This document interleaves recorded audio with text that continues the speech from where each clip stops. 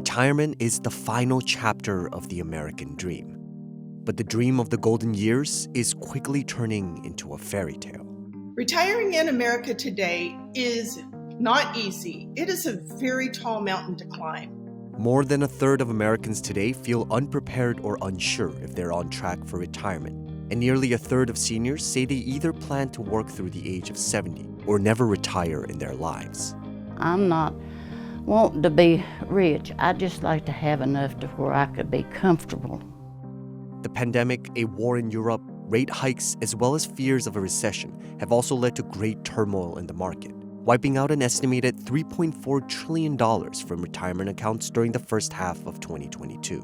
The United States is definitely facing a retirement crisis. If we don't do anything about it, years down the line, you're going to wind up with a lot more seniors in poverty, reliance on public services. Others say the retirement crisis in America is a myth. The U.S. retirement system is stronger than it's ever been. Retirement incomes have never been higher. Retirement savings have never been higher. Participation in retirement plans has never been higher. All the things we would like our retirement system to be doing, it is doing. So is America facing a retirement crisis? And if so, can it be stopped?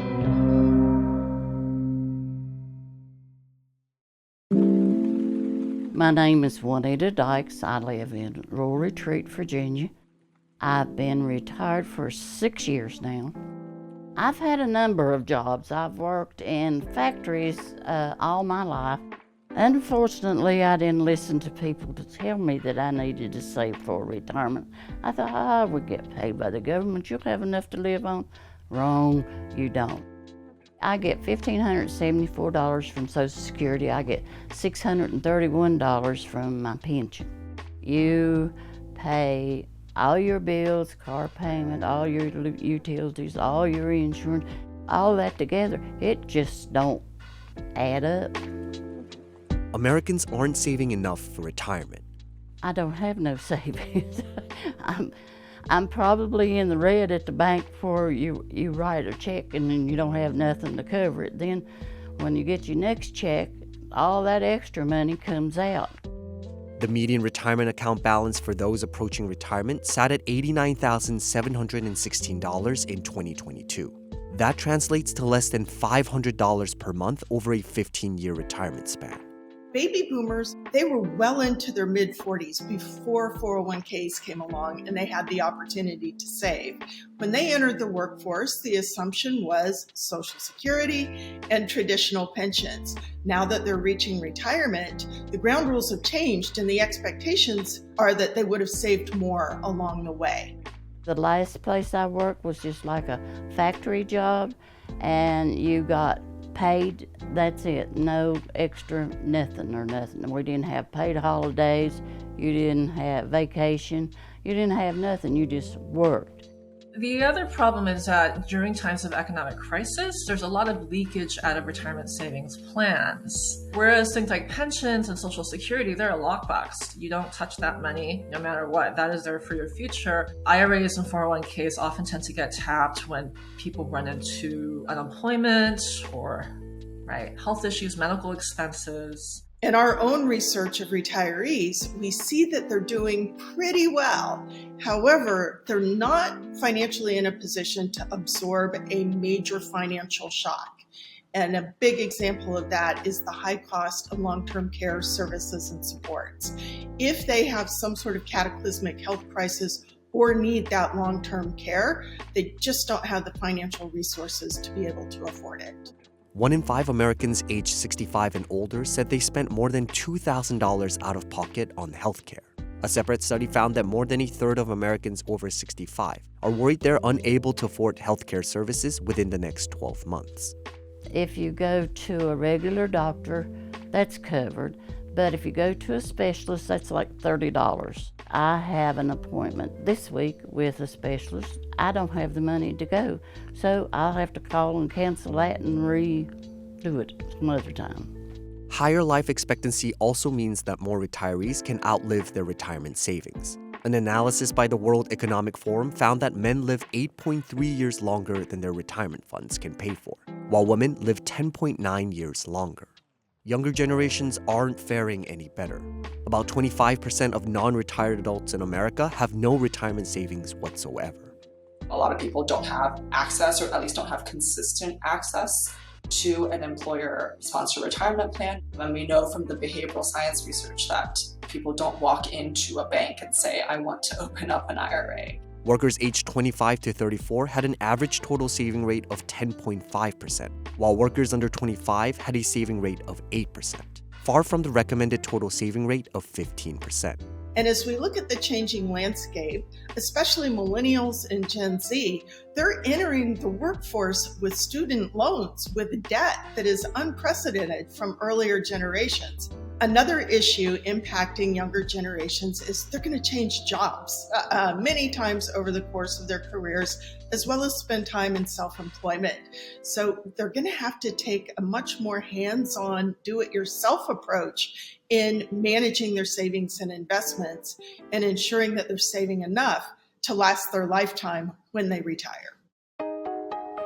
I have considered going back to work, but I had a knee replacement 2 years ago, and the other one's trying to tell me it's about time for it. So I can't stand very long at a time. I won't say that I won't have to, because I might, if they don't get this Social Security straightened out to where we can have enough to live on. In 2022, the Social Security Administration estimated that their reserve will deplete by 2034 unless Congress intervenes, putting Social Security benefits under threat.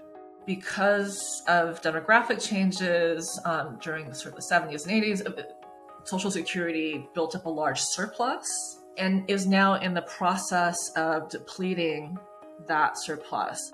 Once depleted, retirees will only receive 78% of their benefits starting then. It's not obviously the end of the world, and it doesn't mean Social Security is bankrupt at all, but it does mean a meaningful reduction in benefits that's really going to hurt people, especially at the bottom and even the middle. Inflation has been the most disruptive force to retirement. A quarter of Americans are expected to delay their retirement due to rising consumer costs. The worker is now the one that bears the longevity risk and the market risk in retirement. Market downturns are really the most problematic for people who are about to retire, because that represents a real loss to them, right? As opposed to something that they can recover from over time. $1 million in a retirement account 2 years ago is worth about $120,000 less today when adjusted for inflation. If you're retired and on a fixed income, inflation really, really, really hurts. And we've come out of decades of historically low inflation to all of a sudden, a pretty substantial inflation, especially in the things that matter to people, which is, food and fuel. I'm like anybody else. I like a good steak every now and then. Well, that's just plumb out of the question, because you can't afford to buy that. You just have to buy what you merely have to have, and then hope that you have enough left to pay your bills. Inflation is higher than we've seen in a long time right now. We don't really know whether this is we're now in an era of high inflation or higher inflation, or whether it is a longer tail from effects of the pandemic. An ongoing retirement crisis reduces consumption and drains resources, which could be detrimental to the economy as a whole. In terms of people who wind up falling into economic hardship during retirement, that is something that a lot of states have taken very, very seriously. And they're really concerned about, more and more seniors needing things like food stamps, subsidized housing, right, which is already in very low supply, and also Medicaid. A hidden impact that doesn't get as much discussion is the impact on families. When an aging parent doesn't have the resources to care for themselves, or maybe they can't afford long-term care, they turn to their adult children.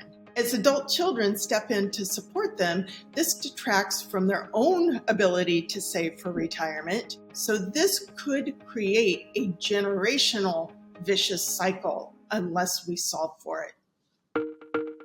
But some argue that the retirement crisis in America is merely a myth.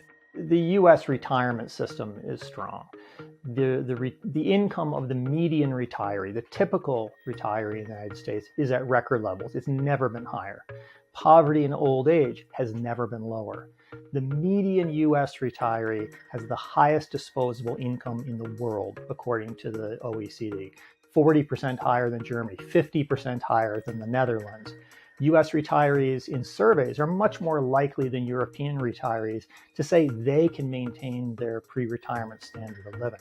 So all the things we want people to do are going in the right direction. In 2021, nearly 8 in 10 retirees were confident they'll have enough money to live comfortably throughout retirement, while over 7 in 10 workers agreed with the sentiment. Nobody really has the incentive to tell the truth about the successes of the U.S. retirement system. 4 in 5 retirees also reported that their overall lifestyle after retirement was as expected or better. I think everyone agrees there are certain people who are falling behind in their retirement savings. That's true today. It was true in the past. And the question is, what do we do about it?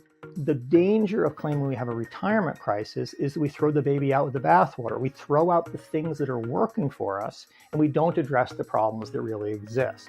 I think a lot of it is semantics almost. Most researchers do understand that there is a substantial portion of the population that are going to be financially insecure in retirement. There's some debate about whether that's, high 30s, 50s, 60%, but that's not a small portion of the population. Policy will likely play a pivotal role in improving the state of retirement in America. Retirement policy is one of the few things in this country that has a long and exemplary history of collaboration among both parties. What we need from a public policy perspective is a broader collaboration among industry, among employers, the great minds, academics, nonprofits, and everyday people to step back and take an even broader look at our retirement system and address the issues that are the greatest detractors of retirement security right now. The Securing a Strong Retirement Act of 2022 was passed by the House in response to concerns over retirement security. The act includes many benefits that could help more Americans save for retirement, such as automatically enrolling employees into a retirement plan unless they elect not to participate. But issues concerning coverage still needs more attention.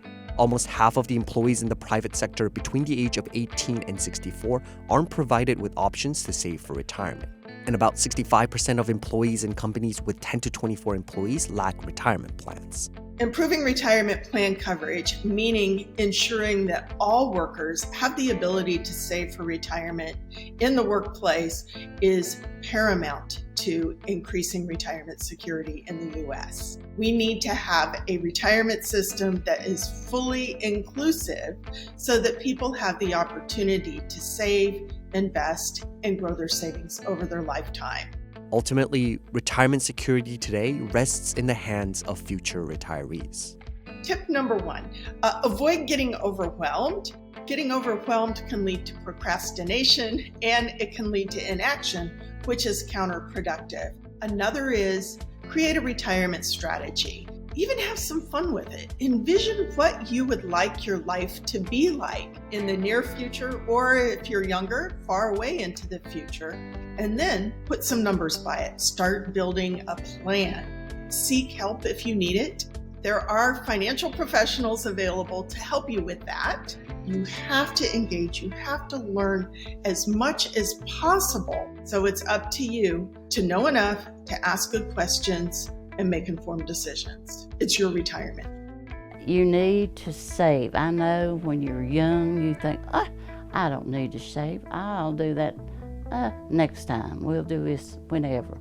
Do it now, because I'm telling you, you need to. If you plan on living any length of time, you need the extra money.